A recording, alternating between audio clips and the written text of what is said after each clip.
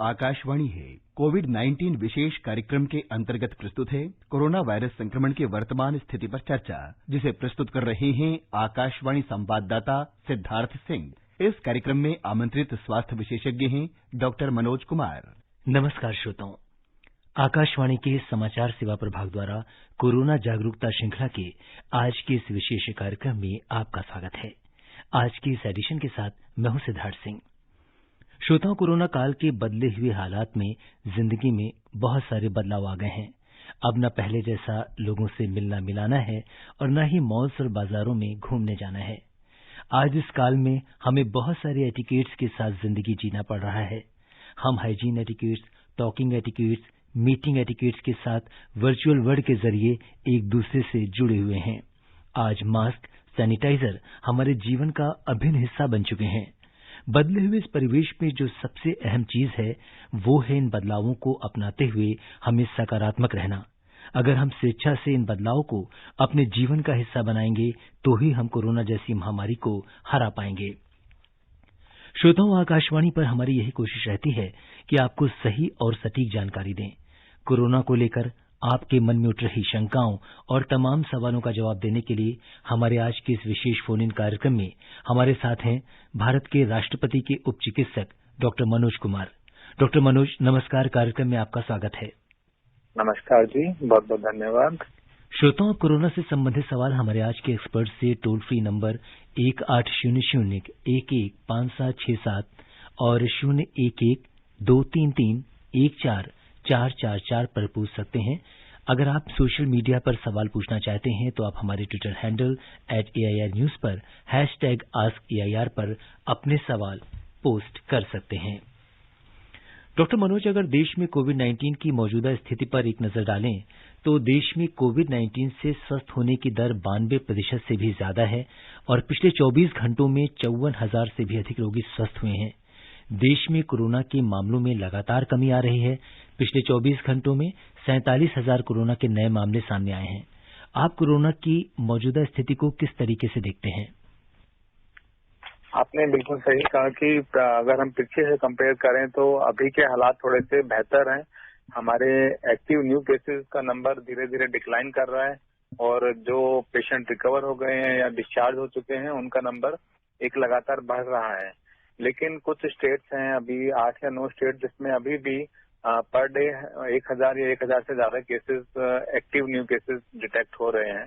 और उसका रीजन ये भी है कि अभी मौसम का भी बदलाव है। खासकर दिल्ली की अगर बात करते हैं तो ठंड का प्रकोप बढ़ता जा रहा है और आगे फेस्टिवल का सीजन है, त्योहार है, लोग घर से निकल रहे हैं और कहीं ना कहीं थोड़ी बहुत लापरवाही जो है इस तरह के केसेस को बढ़ा रही है। तो हमें दोनों ही तरफ से सजग रहना है। अच्छी बात है, नंबर ऑफ केसेस कम हो रहे हैं, लेकिन सतर्कता में कभी भी कमी नहीं आनी चाहिए। हमें आगे भी अपने आप को और अच्छे से सारे जो नियम हैं हाइजीन के उनको फॉलो करना है और ताकि इस पेंडेमिक को कंट्रोल कर सकें। जी। और डॉक्टर मनोज, इस समय सरकार ज्यादा से ज्यादा कोरोना की जांच के प्रयास कर रही है। पिछले 24 घंटों में 12 लाख से भी ज्यादा जांच की गई है, लेकिन अभी भी बहुत सारे लोग ऐसे हैं जिनमें लक्षण तो हैं लेकिन वो कहीं न कहीं सामाजिक और मानसिक डर से जांच कराने से घबराते हैं। ऐसे लोगों से आप क्या कहेंगे?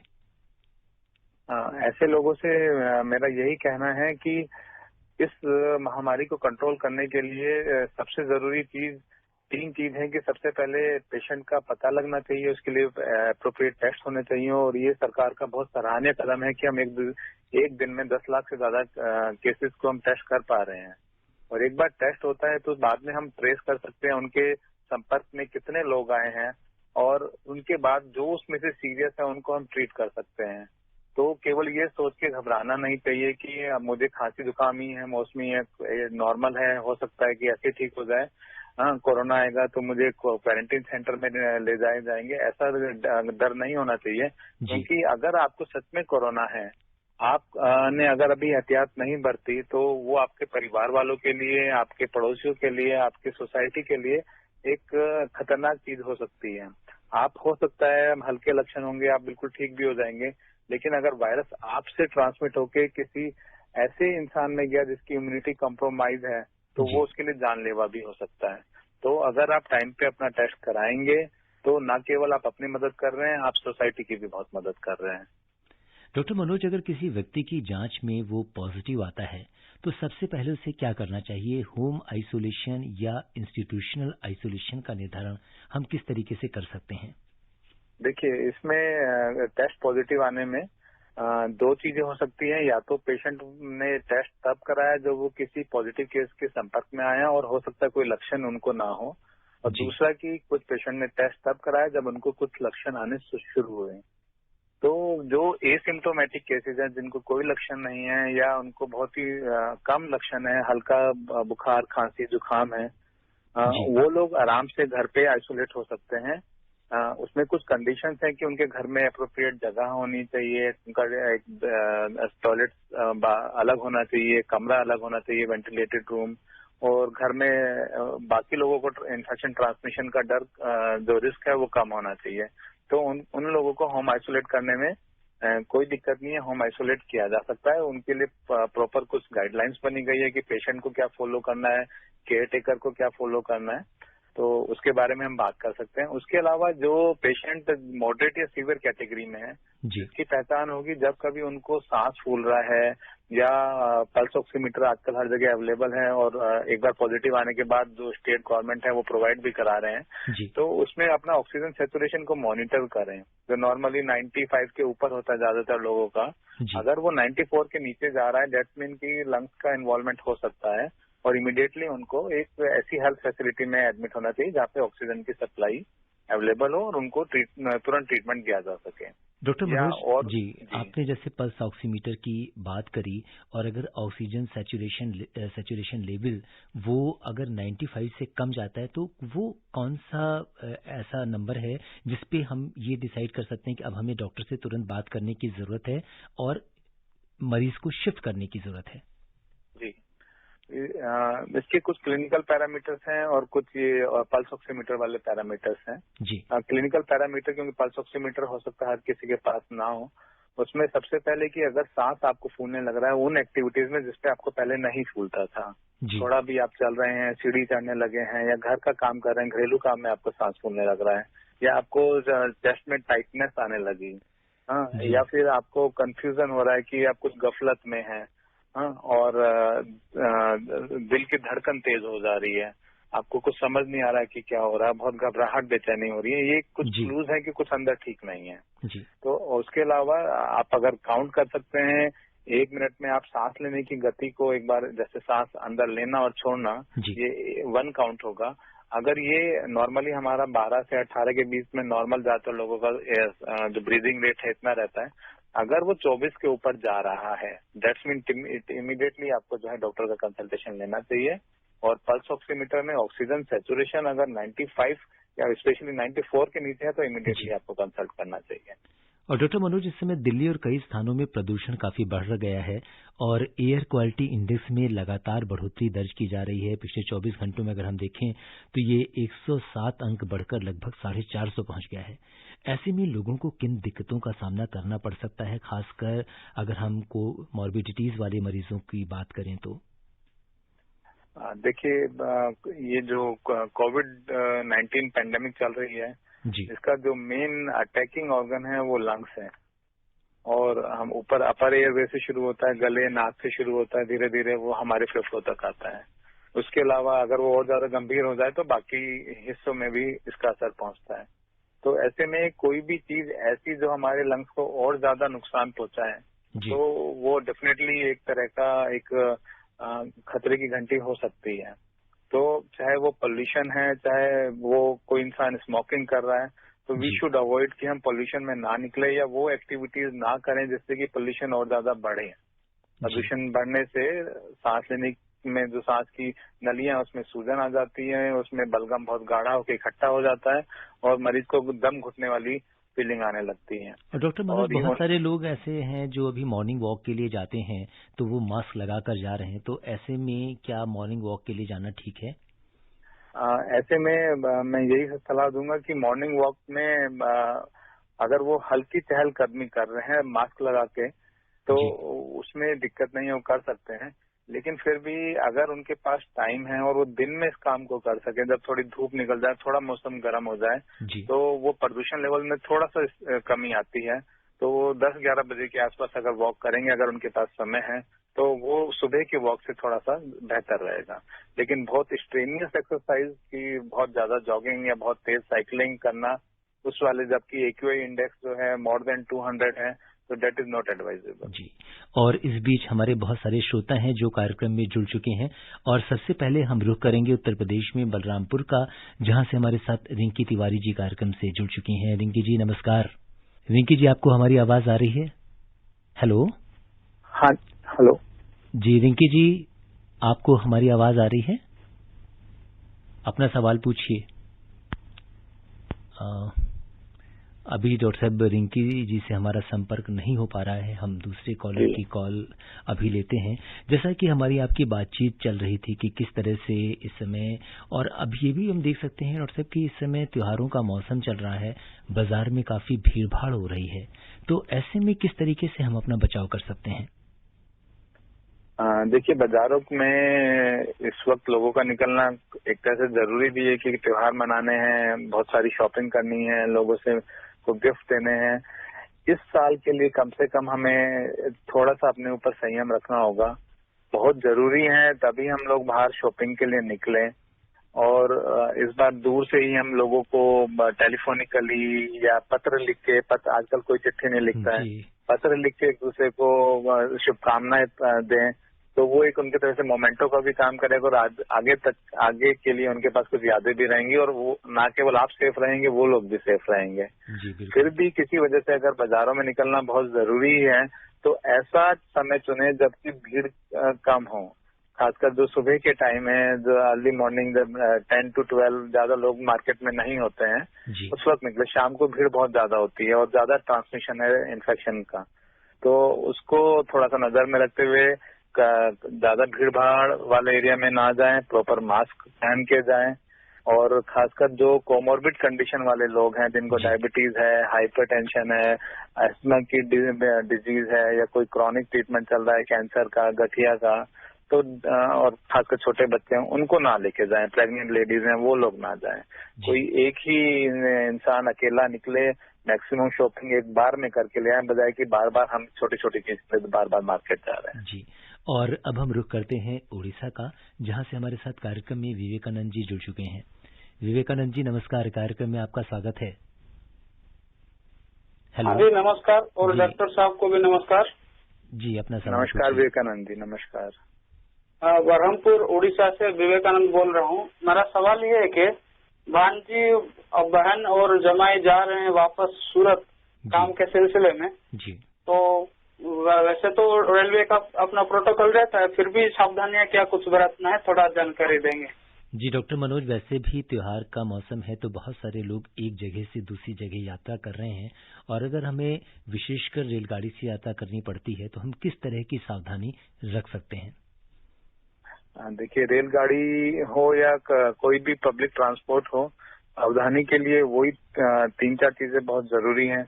एक कि आप हमेशा जो है मास्क लगा के रखें, हैंड सैनिटाइजर आपके पास हमेशा पॉकेट में होना चाहिए, और जो है लोगों से एक उचित दूरी बनाने की कोशिश करें। कई बार ट्रेन में भीड़ ज्यादा होती है, चीज मुश्किल होती है, लेकिन हमारा मास्क अगर हमने ठीक से पहना है, वो नोज के ऊपर से कवर है, चिन के नीचे तक आ रहा है, गालों पे बिल्कुल टाइट है, तो कोई चांस नहीं है कि इन्फेक्शन लग जाए। दूसरा है, अगर ट्रेन का मौसम जो है, जिस एरिया से ट्रेन गुजर रही है वहाँ बहुत ठंड नहीं है, तो अगर ट्रेन की विंडोज खुली रहेंगी तो जो वेंटिलेशन है वो एक दूसरे से क्रॉस इन्फेक्शन को काफी कम करेगा। ट्रेन में हम अपने चादर, अपना कंबल अगर लेके जाएंगे तो वो भी एक तरह का एक्स्ट्रा सेफ्टी मेजर होगा।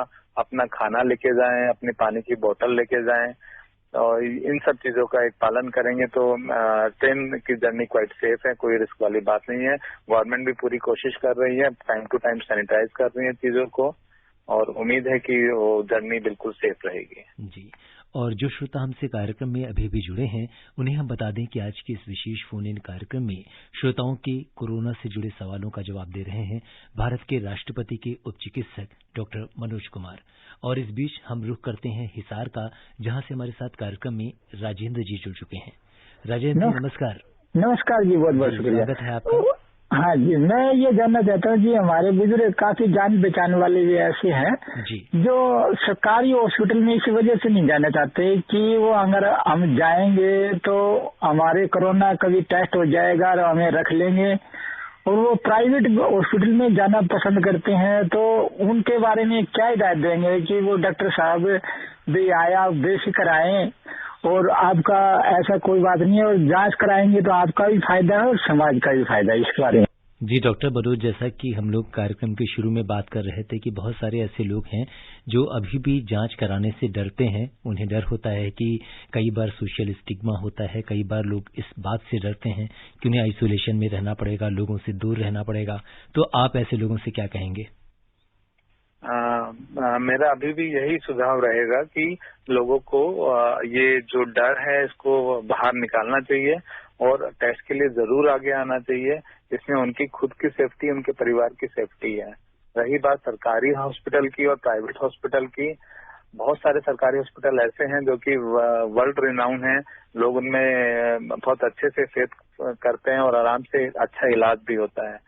कुछ बेसिक फैसिलिटीज हैं जो थोड़ा सा वेरी कर सकती हैं, लेकिन दोनों ही अस्पताल में बहुत ही अच्छे डॉक्टर्स हैं, चाहे प्राइवेट हैं गवर्नमेंट हैं। मिलजुल कर ही हम इस पेंडेमिक को हरा पाएंगे। तो ये डिमार्केट करना ठीक नहीं कि प्राइवेट बहुत अच्छा काम कर रहे हैं या गवर्नमेंट वाले नहीं काम कर रहे हैं। काम दोनों ही जगह बहुत अच्छा हो रहा है, दोनों जगह अच्छा इलाज होगा। ये हर सरकार अपनी तरफ से पूरी कोशिश कर रही है, तो लोगों को निकल के आना चाहिए। उसमें उनके लिए बहुत भलाई है, उनके परिवार के लिए बहुत भलाई है। बिल्कुल डॉक्टर मनोज, इस पैंडेमिक में जिस तरीके से डॉक्टर्स, नर्सेस, हमारे जो पैरामेडिकल स्टाफ हैं और जो लोग भी जितने भी कोरोना वॉरियर हैं इस पूरी मुहिम में, बिना उनके सहयोग के कभी भी इस पर जीत संभव नहीं है। और शायद यही कारण है उनकी डेडिकेशन का, उनके समर्पण का, कि हमारे देश में कोरोना नियंत्रण में है। और इस बीच हम रुक करते हैं मध्य प्रदेश में सीतामढ़ी का, जहां से सुजीत जी हमारे साथ कार्यक्रम में जुड़ चुके हैं। सुजीत जी नमस्कार। हेलो सुजीत जी। नमस्कार जी, अपना सवाल पूछिए। सर, सवाल है कि अगर स्वाद या गंध अगर चला गया हो, फिर धीरे धीरे से अगर वो वापस आ रहा हो, तो क्या कोरोना कनेक्शन हो सकता है क्या? जी डॉक्टर मनोज, इस समय स्वाद का चला जाना या उस गंध का ना आना, ये कोरोना के बहुत इंपॉर्टेंट लक्षण माने गए हैं। लेकिन अगर एक आध दो दिन के लिए ही ऐसा हुआ हो और दोबारा से वो वापस आ जाए, तो क्या हम इसे कोरोना के लक्षण मान सकते हैं? सुजीत जी, आपने बहुत अच्छा सवाल किया है।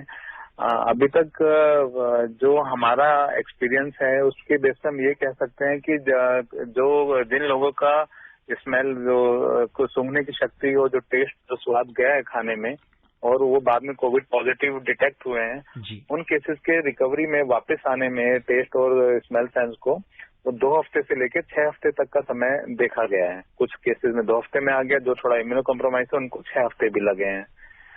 1-2 केसेस जो कि इमीडिएटली स्वाद और स्मेल चला गया तो और विद इन 2 डेज 3 डेज आ गया, तो वो ज्यादातर केसेस जो है सीजनल साइनोसाइटिस या सीजनल फेरेंजाइटिस के निकले हैं बजाय कि कोविड के। तो अगर रिकवरी बहुत जल्दी हो रही है, 2-3 दिन के अंदर ही आपका स्मेल और टेस्ट वापस आ गया, तो वो मोस्ट लाइकली सीजनल साइनोसाइटिस है रेदर देन कि कोविड है। और डॉक्टर मनोज, हमारे साथ एक रचना है, सोशल मीडिया पे जानना चाह रही हैं कि इनकी स्मेल तो इन्हें नहीं आ रही है लेकिन टेस्ट आ रहा है, तो ऐसे में ये क्या हो सकता है? बात वही है, ड्यूरेशन कितना हो गया है। अगर 1-2 दिन की बात है तो वेट करना चाहिए, लेकिन अगर काफी टाइम हो गया, 1 हफ्ते से ज्यादा हो गया, तो डेफिनेटली कोविड हो सकता है। इनको अपना टेस्ट करा लेना चाहिए। अगर टाइम ज्यादा हो चुका है, 2 हफ्ते से ज्यादा, तो हो सकता है कि रैपिड एंटीजन और आरटीपीसीआर नेगेटिव आए। ऐसे केस में 3 हफ्ते के बाद वो सीरोलॉजी वाला, एंटीबॉडी वाला टेस्ट करा के देख सकते हैं। अगर एंटीबॉडी पॉजिटिव है तो वो एक तरह से रिट्रोस्पेक्टिवली कंफर्म हो जाएगा कि वो कोविड की वजह से ही गया था। जी, और इस बीच गाजीपुर का रुख करते हैं, जहां से हमारे साथ कार्यक्रम में राम सकल जी जुड़ चुके हैं। हेलो राम जी, नमस्कार। नमस्कार सर। जी, अपना सवाल पूछिए। डॉक्टर साहब नमस्कार। नमस्कार जी मेरा पूछना था कि मास्क जैसे लगाया जाए तो कौन सा कपड़े का अच्छा पड़ेगा डॉक्टर साहब? जी डॉक्टर मनोज, इस समय सभी लोग मास्क का प्रयोग कर रहे हैं। बाजार में भी बहुत सारी क्वालिटी के मास्क मिल रहे हैं, लेकिन अगर हम मास्क खरीदने जाएं तो किस तरीके का मास्क का चुनाव करना चाहिए, कौन सा मास्क सही है हमारे लिए? रामशेखर जी, आपने बहुत अच्छा सवाल पूछा है। इसमें मैं ये बोलूंगा कि डिपेंड करता है कि आप मास्क पहन के उसको यूज कहाँ पे करने वाले हैं। अगर आप मास्क पहन के किसी पॉजिटिव पेशेंट के पास जा रहे हैं या ऐसी जगह जा रहे हैं जहाँ पे चांसेस है कि पॉजिटिव केस हो सकते हैं, कोई हॉस्पिटल है या कोई बहुत भीड़ भाड़ वाला एरिया है, तो कोई भी मेडिकल 3-ply सर्जिकल मास्क आप यूज कर सकते हैं। बाकी बेस्ट N95 मेडिकल मास्क होता है, लेकिन N95 मास्क जो है इसकी शॉर्टेज भी है और वो केवल हेल्थ केयर प्रोफेशनल्स के लिए अभी थोड़ा सा रखा जाए तो अच्छा रहेगा, क्योंकि वो लोग एक्चुअली कोविड पॉजिटिव पेशेंट को ट्रीट कर रहे हैं। बाकी कपड़े का मास्क भी अगर हम नॉर्मल जहाँ पे बहुत भीड़ भाड़ वाला एरिया नहीं है, हम मार्केट में जा रहे हैं अपना सामान लेने, दूध लेने, सब्जी लेने, तो नॉर्मल कपड़े वाला मास्क भी काफी हद तक इफेक्टिव है। वो अगर हम खांस रहे हैं, छींक रहे हैं तो हमारे ड्रॉपलेट्स को रोकेगा, ऐसे सामने वाले ने अगर कपड़े वाला लगाया हुआ है तो उसको रोकेगा। बहुत कम, मतलब चांसेस उतना इफेक्टिव नहीं हो सकता कि वो N95 जितना इफेक्टिव हो, लेकिन काफी हद तक इफेक्टिव हो। 80% प्रोटेक्शन वो कपड़े वाला मास्क भी आपको दे देगा। तो कुछ नहीं से कुछ होना चाहिए, इसलिए कपड़े वाला अच्छा है। लेकिन कहीं रिस्क वाले जोन में जा रहे हैं तो 3-ply या फिर N95 मास्क यूज करना है। और जो श्रोता हमसे कोरोना से जुड़े सवाल पूछना चाहते हैं उन्हें एक बार बता दें कि टोल फ्री नंबर 1800115767 और 011233144444 की लाइनें खुली हुई हैं। आप सीधे हमारे स्टूडियो में फोन करके अपना सवाल पूछ सकते हैं। और आज कोरोना से जुड़े सवालों का जवाब दे रहे हैं भारत के राष्ट्रपति के उप चिकित्सक डॉक्टर मनोज कुमार। और इस बीच हम रुख करते हैं सिरसा का, जहां से हमारे साथ ओम प्रकाश जी कार्यक्रम से जुड़ चुके हैं। ओम प्रकाश जी नमस्कार।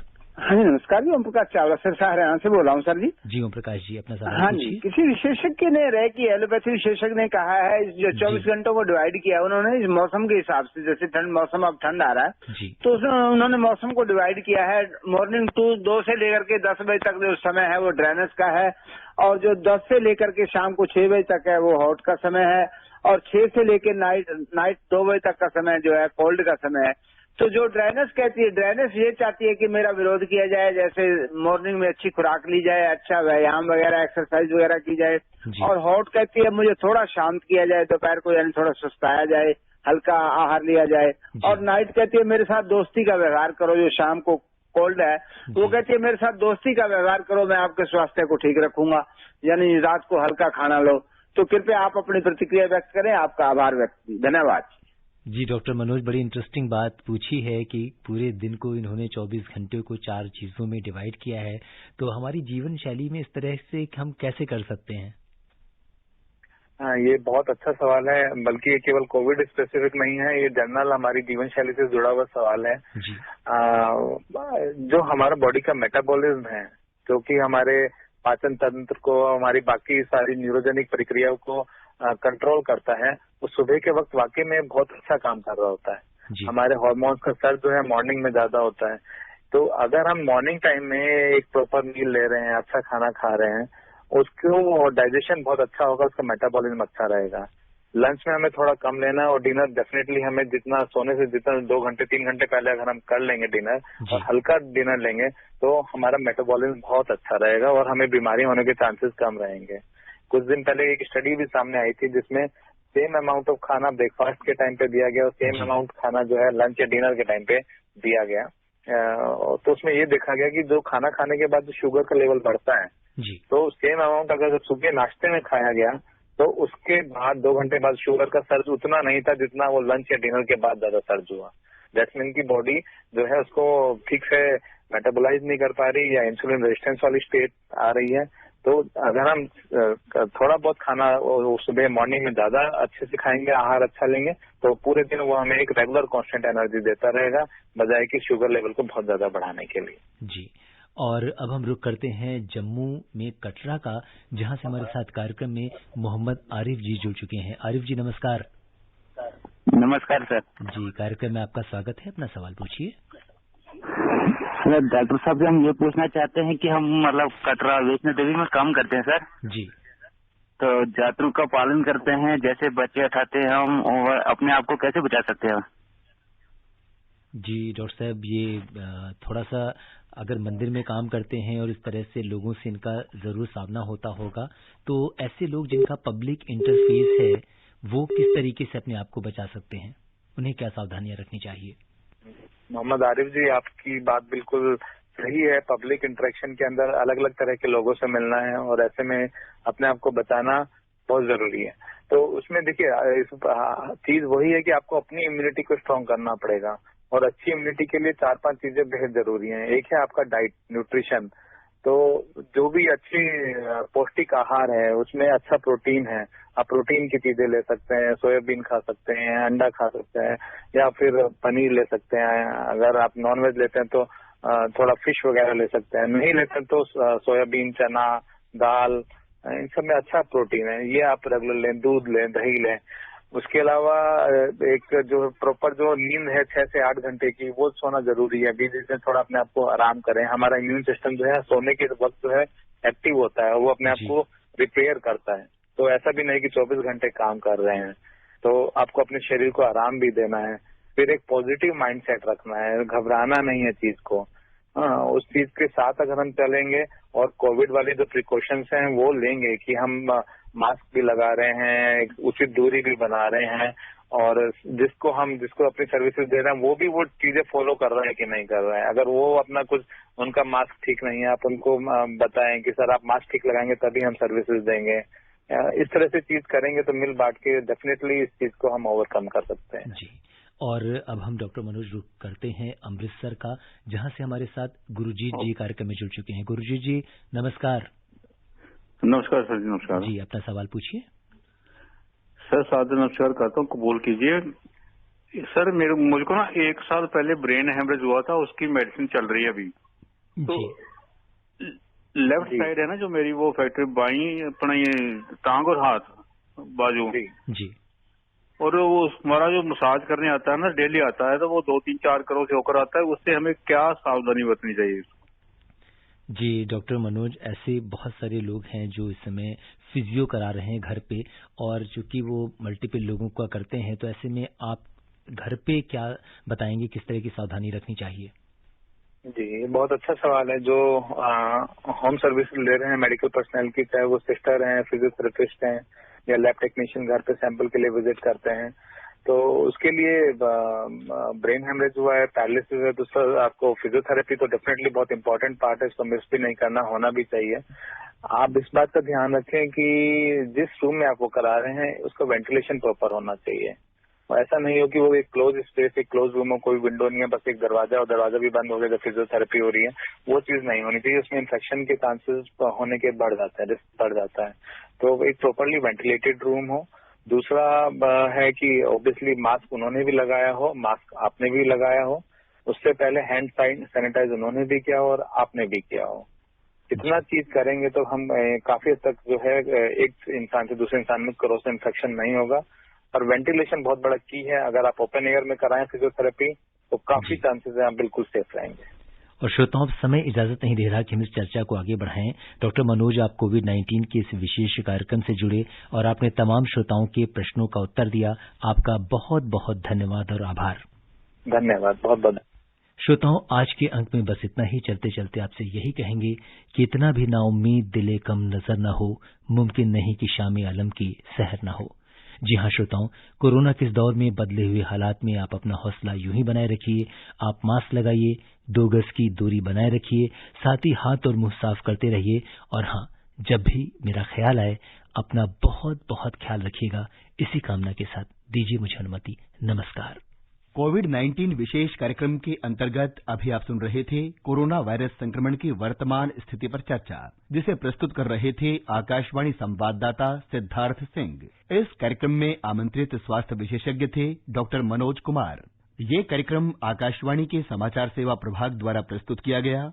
इसे आप हमारे mobile app news on AIR पर भी सुन सकते हैं। इस कार्यक्रम के संबंध में अपनी प्रतिक्रिया आप हमें ईमेल कर सकते हैं। पता है AIRNSDtalks@gmail.com। ये कार्यक्रम फिर से सुनने के लिए लॉग ऑन करें हमारी वेबसाइट newsonair.com।